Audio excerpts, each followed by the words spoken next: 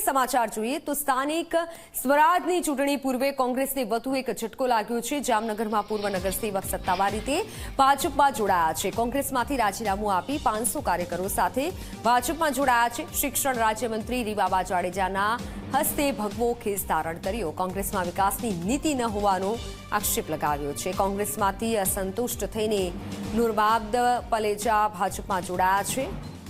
આજરોજ હું ભારતીય જનતા પાર્ટીના ધારાસભ્ય શિક્ષણ મંત્રી રીવાબા જાડેજા સાહેબના હસ્તે ભારતીય જનતા પાર્ટીમાં જોડાણો છું અને કોંગ્રેસ પક્ષથી નારાજ થઈ અને જે આંતરિક વિખવાદ છે કોંગ્રેસ પક્ષમાં એ વફાદાર કાર્યકરોની કદર નથી, બરાબર, અને વિકાસની રાજનીતિ નથી કોંગ્રેસ પાસે। એટલે એના હિસાબે હું ભારતીય જનતા પાર્ટીના વિકાસની રાજનીતિને અનુલક્ષી અને એમાં જોડાણો છું। આજે વોર્ડ નંબર 1 ના ખૂબ જ સક્રિય અને વિસ્તારમાંથી જ ખૂબ જ સરસ શક્તિશાળી પ્રદર્શન કરતા પૂર્વ નગરસેવક કે જેઓ કોંગ્રેસના માધ્યમથી લોકોની વચ્ચે જઈ અને પ્રશ્નોને વાચા આપવાનો પ્રયત્ન કરતા હતા એવા નૂર મોહમ્મદભાઈ પાલેજા, પ્રજાપતિ સમાજના જયંતિભાઈ, એવી જ રીતના જાકુબભાઈ અને એમની સાથે 500 કાર્યકર્તાઓની પૂરી એક સંગઠનની ટુકડી આજે ભારતીય જનતા પાર્ટીમાં જોડાયેલી છે।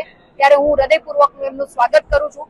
એમનો અનુભવ, લોકોના પ્રશ્નો આપવાની એમની જે કુનેહ નીતિ છે એ ભારતીય જનતા પાર્ટીના 4 ઉમેદવારને ક્યાંક સક્ષમ રીતે પેનલ ટુ પેનલ આ સ્થાનિક સ્વરાજની ચૂંટણીમાં જીતાડવામાં મદદરૂપ થવાના હોય ત્યારે આજે આ દિવસે એમને ભારતીય જનતા પાર્ટીનો કમળનો ખેસ પહેરાવી અને પાર્ટીમાં એમનું સ્વાગત કર્યું છે।